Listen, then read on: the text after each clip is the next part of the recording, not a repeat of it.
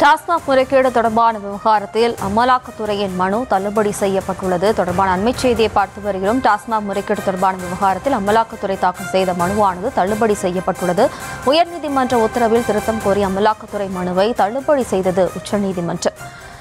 ஆகாஷ் பாஸ்கரிடமிருந்து கைப்பற்றி ஆவணங்களை திருப்பி அளிக்க உயர்நீதிமன்றம் உத்தரவு பிறப்பித்துள்ளது. டாஸ்மாக் முறைகேடு தொடர்பான விவகாரத்தில் அமலாக்கத்துறை மனு தள்ளுபடி செய்யப்பட்டுள்ளது.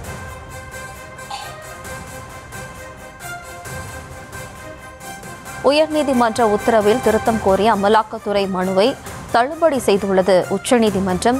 ஆகாஷ் பாஸ்கரிடமிருந்து கைப்பற்றி ஆவணங்களை திருப்பி அளிக்க உயர்நீதிமன்றம் உத்தரவு பிறப்பித்துள்ளது. உயர்நீதிமன்ற உத்தரவில் திருத்தம் கோரி உச்சநீதிமன்றத்தை அணுகியிருந்தது அமலாக்கத்துறை. இந்த நிலையில் தற்போது அமலாக்கத்துறை தாக்கல் செய்த மனுவானது தள்ளுபடி செய்யப்பட்டுள்ளது.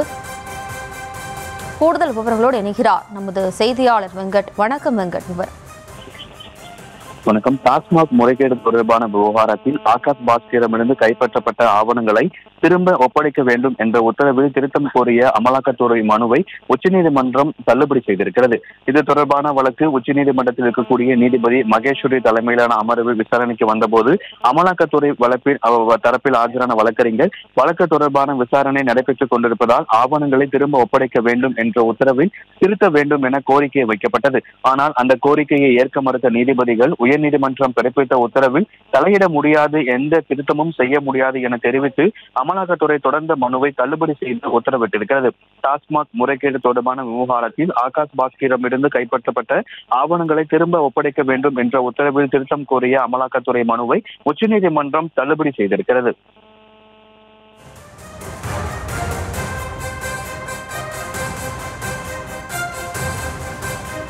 விவரங்களுக்கு நன்றி வெங்கட்.